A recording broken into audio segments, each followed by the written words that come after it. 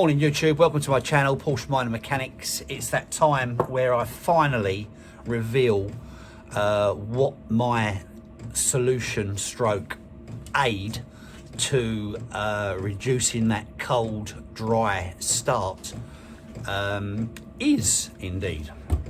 And it is an old school method. It's been around for donkey's years. People have done it for donkey's years. I can remember when I was a kid, my neighbour, George, used to work for Fords. And ironically, he had a Vauxhall Victor, but nevertheless, never actually worked that out at the time. But I was only a kid, so why would I? He used to put one of these in his garage every night and without fail throughout the winter. And I just thought it was the norm. I was a kid. But anyway, what I'm using is a paraffin anti-frost sump heater. It's a chilly morning this morning, but the sun's shining, so that's a bit of a bonus. Now, I've been doing a number of scenario tests with said sump heater, and I've been up and down with whether it actually is having any effect or not, but it took me a while to get the heater right, and I've been obviously playing with mixtures of fuel. They say basically it's a paraffin heater, but you can run it on diesel. Now, I don't run it on red diesel, I run it on what's known as heating oil. And I think rule of thumb, it's basically 25% paraffin, good quality paraffin, to 75% diesel. Now, I tried it on that format initially, but I found it got a little bit sooty inside the galls and maybe even producing a little bit of smoke, which you don't really want at all, because you're going to end up with a black sump. So I upped it to sort of 50-50. So I've got 50% heating oil. Now, heating oil is in effect white in colour, like ordinary road diesel, but it's not. Whereas the red diesel is red. And the difference between the two, red diesel is used in obviously agricultural vehicles, and I use it in my boat. But heating oil, as it's named, is used for home central heating and stuff like that. It has a very hotter burn rate, basically. There's less lubricant in it against red diesel, so it should burn hotter and cleaner. If you use red, you'll probably find it will produce a little bit more smoke if that flames up too high.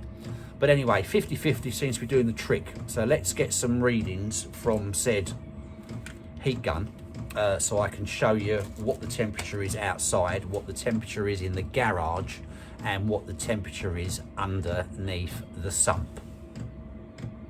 Okay, here we are outside the workshop. Now let's come down towards the ground, and I'm going to point my little gizmo at the ground. I've got 4.1 degrees. Let's do the garage door just because we can. 6.7. It is cold. Inside the workshop, let's do the car. 7.4, that's the metal temperature on the car.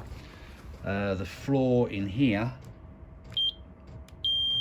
is 7.5. So basically, sort of, let's say 8 degrees inside, and we're 4 odd outside. So now let's open that garage door up and see what we've got.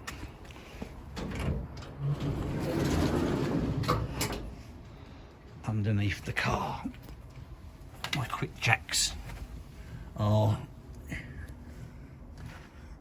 the heater is there. Can I tell you? Yeah, you can see the reflection. It's burning nice and clean, which is good news. And let's take some readings. I'll tell you what I'm going to do. I'm going to take the heater out the way.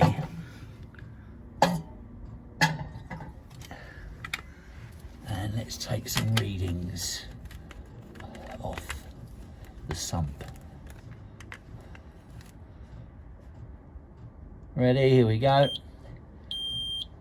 11.8. Try again over there. 10.6. I come back a bit. It's very low, as you can imagine. 11.4. Exhaust temperature, not that it's been running. 8.6. Let's go over this side. Let's do a 7.8. So the sump is 11.3 degrees. To the touch, it actually does feel slightly warm.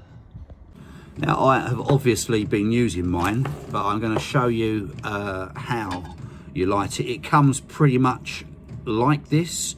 The wick is in there. You see, you've got that there. You turn that, and that raises and whatever your wick. It's good to trim the wick on occasions. I'm going to try that now, actually. Just basically cut the crusty bit off, particularly if you run it out of fuel. That will get very hard, and then just push that down like that. I've got my fuel in there.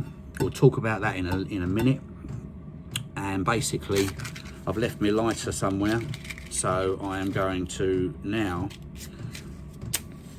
take my light and run it across the top.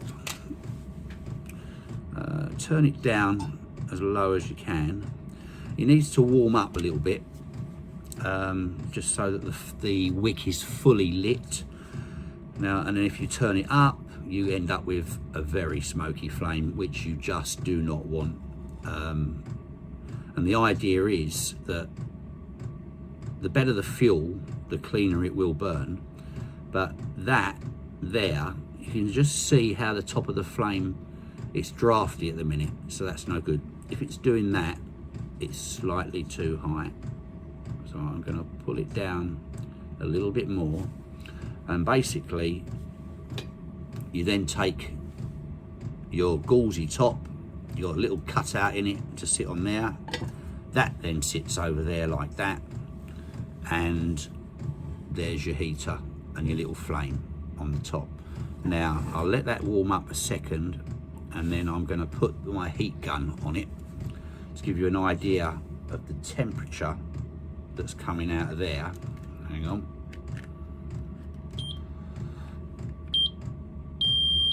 Yeah, right, okay, so let me do that.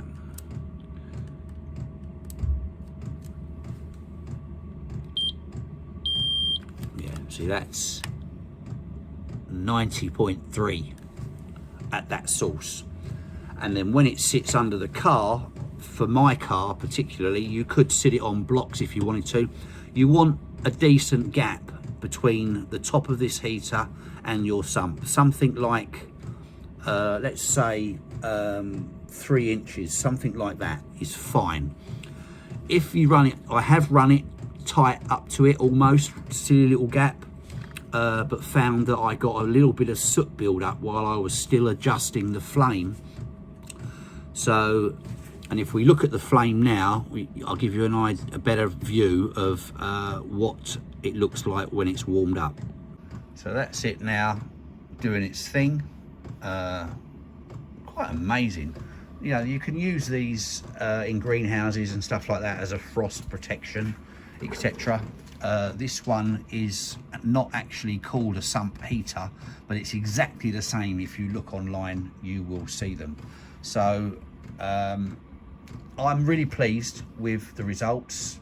The engine is definitely kept, let's say a good 5 degrees, 6 degrees above the outside temperature, which is going to help that oil be a little bit more fluid when it comes to that initial startup. So there you have it. That is my new, look how cold it's near. That is my new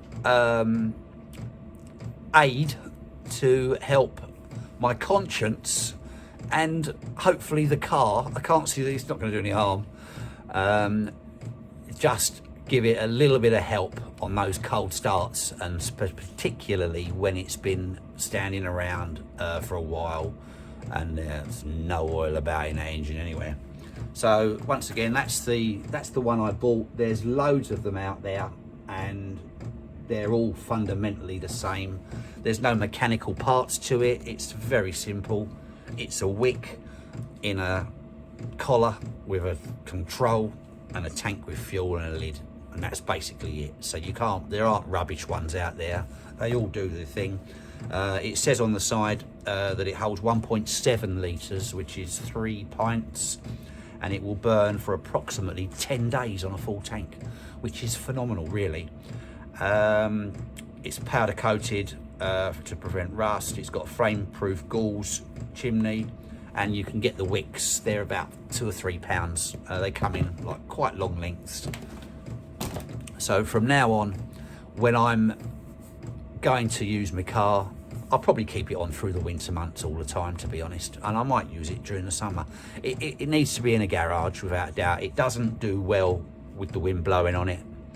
So I did open the garage door one morning when it was really windy. You know, we've had some of that really nasty wind lately, and it blew it out. So that gives you an idea. So it needs to be quite drafty.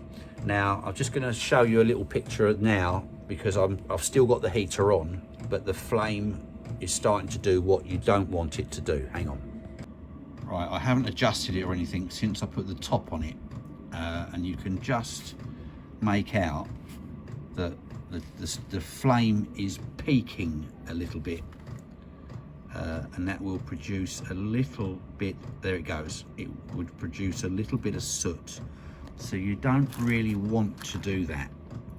So I'm going to reduce it, a little turn on the old turning stick, and that will take it down to a lower level, and that will be absolutely fine. And I'll tell you what, that is so nice when it's that cold. So paraffin heater, keep your sump warm, got to be a bonus. I'm quite pleased with the results on that. Like I say, it's not going to keep it hot, but it's going to keep that cold temperature out of there and help with your starts without a doubt. It's got to. I can't imagine. But let me know what you think. You know, I'll be very curious. There are other heaters available for sumps, and they come in the form of a silicon pad which runs off the mains. I think they're about 300 watts. I've not looked into them in any great detail, but I understand by looking at them that they basically stick onto the sump. Now, is that something that would be a permanent fixture, or would you stick it on and then take it off?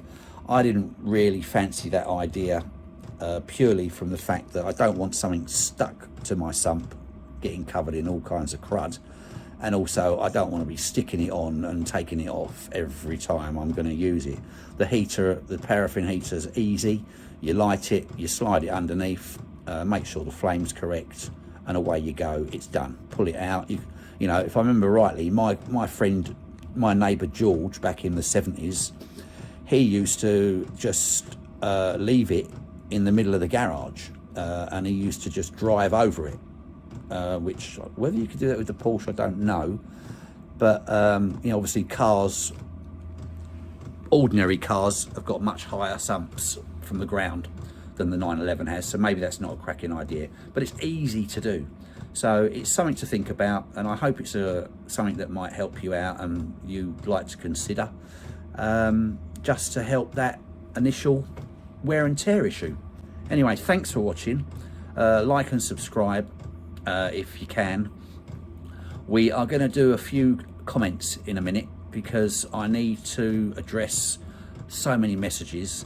It's been a busy month with the one a week scenario. This one is going to be coming out 3rd of March-ish, so I have got a lot to catch up on, and a lot's happened to the car as well. Now today is also a bit of a double whammy in terms of videos, because I am also going to show you and give you my reveal of the 911 with its new Porsche Turbo Wheels on. I couldn't make a whole video out of it if I tried, even with all the amount of talking that I do. So let's take a look at the finished article, and this is pre the front splitter, which is coming up soon. I want to get it done in a day, so I'm going to pick my moment for that. But this is the finished article for the time being, with the spacers on the back. I have got 15mm on the back. I haven't got any on the front because my front wheels are 8.5J anyway against the old 8 standard classics. So my reckoning on that is that the wheel is sitting out further anyway. So I didn't put a spacer on the front. I will say this much, I'm not convinced. It looks amazing and I'm really impressed with it, but the rears for me are sitting right on the arch. There's going to be no contact issues, but I get the kind of, my first impression is it too much? So maybe I should have gone for possibly a 10mm spacer. But let's take a look.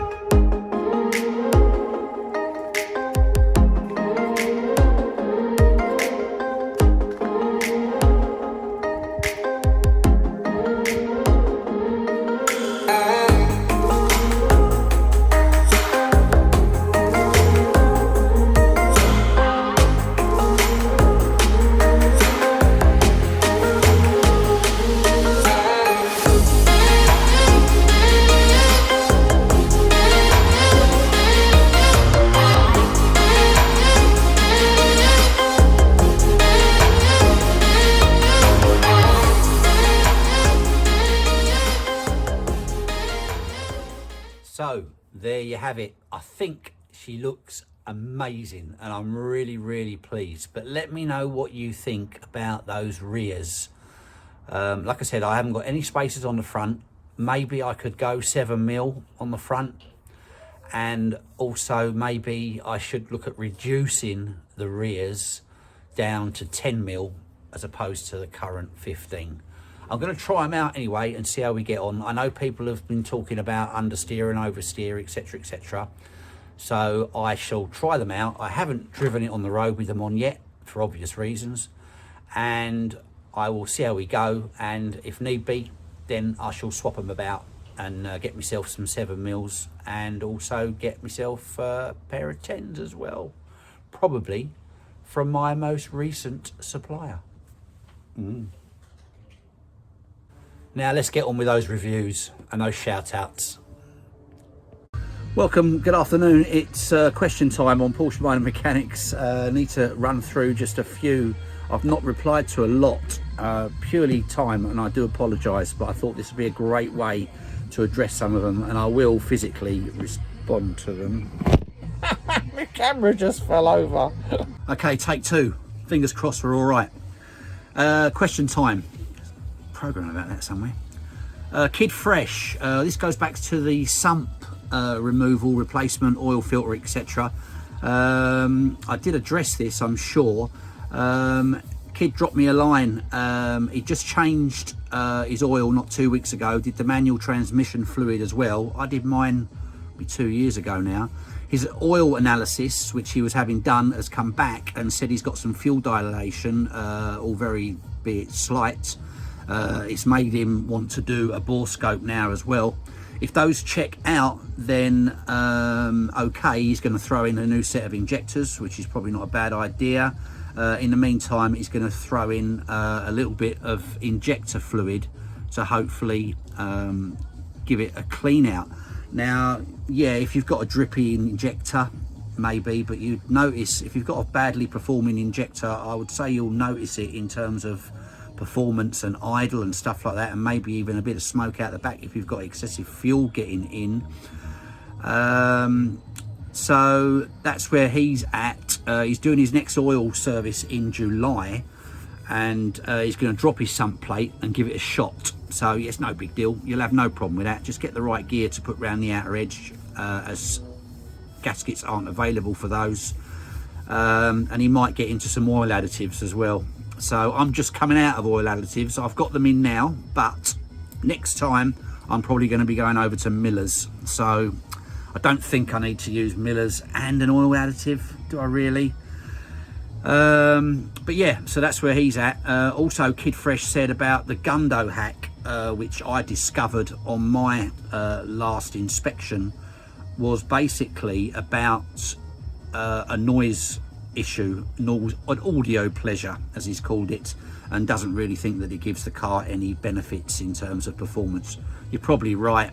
I can't disagree with you there, but it does sound great. Oh, super duper stuff. Marcus, he wrote to me saying he doesn't do short trips in his car. When I get out of the car, or when I get in the car, it goes up to full temperature for a good bit. But thanks for the tip. You're welcome. You know, it's a chicken and egg and a frustrating scenario, this cold starts and getting in it, and you've got to go, and you think, oh, you know, on paper it looks an absolute nightmare, but it's not as complicated as it is. You know, I literally just avoid running the car unnecessarily. I don't allow it to sit and idle, particularly from cold. If you can avoid that, that's a good thing. You will obviously now have seen that I'm using my heater, sump heater, which I believe is a good additive to help him prevent those said problems with cold starts and dry starts, and particularly if your car's like mine, where for half the year it spends time laying up in the garage, then that's when that drain down is going to be at its maximum. So it's good to have a lukewarm oil, as it were, ready to go. It will get sucked up the intake quicker and thrown around the system quicker. You know, if you're shaving a few seconds off that oil starvation, it's got to be a good thing, right? Space 114V saying, good job, mate, we're still on the sump jobby.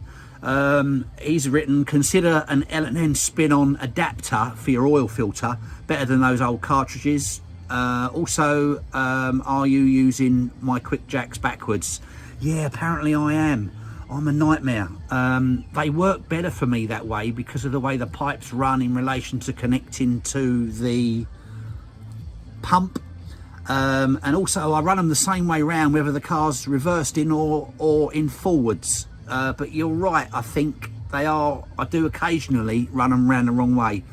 Got to put my hands up and say I'm really, really sorry about that. So what else has he got to say? They should be lifting towards the front of the car. See, that's where I get confused. See, me being a little bit simple in the fact that the front of the car is always the engine, normally in most cases. And of course I just have them lifting towards the front of the car, which is in effect the back of the car. What else have we got here? Also, next time use liquid moly Ceratec or MOS2 oil additive rather than Lucas. Much better and proven in the M96 and the M97 engines. But not least, do not start your engine if you are not going to drive it for at least 20 minutes. In the ideal world, yeah, that's definitely the way to go. In reality, that always can't be avoided. Hence, I use additives, and hence I'm now keeping my sump a little bit warm. I don't think I can do much more, but occasionally you have to remove the car for whatever reason, and that's not going to involve a 20-minute run.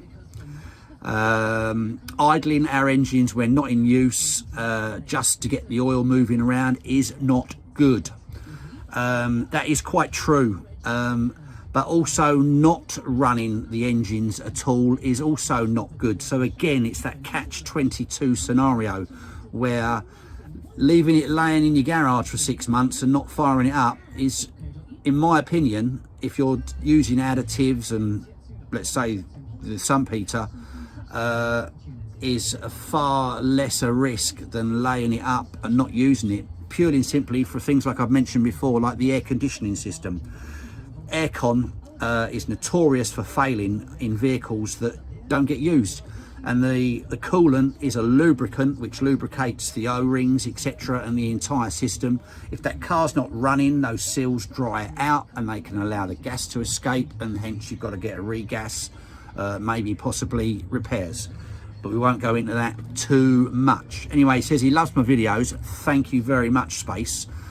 Keep up the good work, and cheers from Toronto. God, it's amazing how many people are all over the place. Just going back to the comment regarding the option of a spin-on oil filter. The reason I haven't gone for that oil spin-on filter is purely because I like to, I'm just scratching my arse, sorry. I like to cut the cartridge open and have a look inside to see what's going on. Now, I appreciate you could still cut the metal one open, but you're likely to get fragments from cutting it all over the place, and they could end up misleading you to think you've got a problem. So yeah, that's why I stick with the old original cartridge, because I like to dissect it. Tom Wilkin, spot on Andy, I'm installing, this is the Spacers video, the one that's out previous to this one. Spot on Andy, I'm installing 15mm spacers to my 2005 C2S tomorrow. I was thinking about installing lowering springs too. Ooh, nice one. However, I feel that the tyre might rub on the arch. Love the wheels, got a set of turbo wheels himself in the garage. However, he's running OEM Lobsters now. I love the Lobsters, cracking set of wheels, which he also loves. Tough choice. Looking forward to the next video. And Tom Fitch, he also says no mention of the dry start video on the 3rd of March. Well, it's here. Okay, just a few more to go. Back to Kid Fresh. This is on the tyre business at the Jet Tyres. Turbo wheels look great, Annie. Eagerly awaiting the full reveal. It's done. Interested in how the lip spoiler looks too. Chris M.E. Beware increasing the rear width with the width will make the rears dominate the front, and you'll introduce more understeer. Yeah, I think you could have a point there. Make sure you also remove the inner arches as they accumulate crud. That will relate to my cleaning up of the arches. I removed one arch this year on the rear because I wanted to look into something else underneath, and I've actually just remembered that I forgot to put a clip back on one of the pipes. Literally right now I'm going to have to deal with that. This year I haven't really gone for the thorough strip down in the arches because I've kind of run out of time with my winter layup. They all got a thorough cleaning, and next year they will get that done. I will get that done again, and he's quite right. It's surprising what builds up behind there, and particularly on the convertible, there's a drain plug there which gets bunged up, which is all part of the hood drain down, etc. So it's most important. And he also comments on the Maxton splitter, which I'm looking at fitting very shortly, and in his opinion he says they are low and an acquired taste. Not fitted his after buying it a year ago. Now, yeah, I offered it up just to see what was what, and at first my first impression was I don't think I'm going to like this, but I am going to fit it and I'm going to see what happens. At the end of the day, it's only a few screw holes underneath. I can take it away if I don't like it. But yeah, Chris, I feel your pain there, and I believe you might be onto something. Mike Frankie, 305s, he's got on his rear of his. He went with the Michelin N2s. They have rim protector on the side, which makes them look wider with the 15mm spacers. They will fit the arches great. Looking at the tyre, I've forgotten how wide they really are.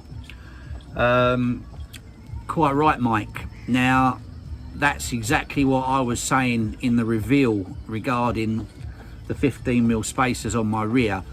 I know he says the Michelins have got that really nice thick strip of rubber around the outer edge to protect your rim.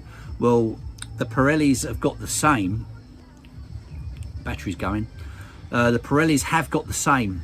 So, and that may be what I'm seeing protruding that arch more than the tyre, but take a look yourself and let me know.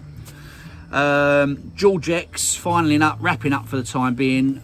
George is local to my workshop, and he's just sent me a message saying, Andy, your fence has blown down. Now, I know I'm dealing with that now. That was Storm Eunice or whatever. Anyway, thanks ever so much for watching. The sun's come out again, so I might go and enjoy that a little bit. Do hope you've enjoyed the video. Like and subscribe if you can. I'm up to about 460 subscribers. My birthday for the channel is coming up towards the end of March. I'll release that very shortly, whatever that date is.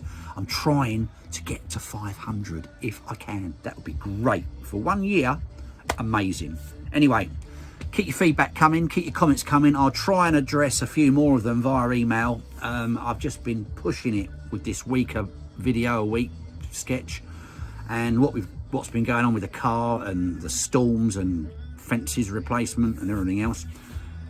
Thanks ever so much, guys. Love your support. Take care. Tune in for the next one. Bye for now.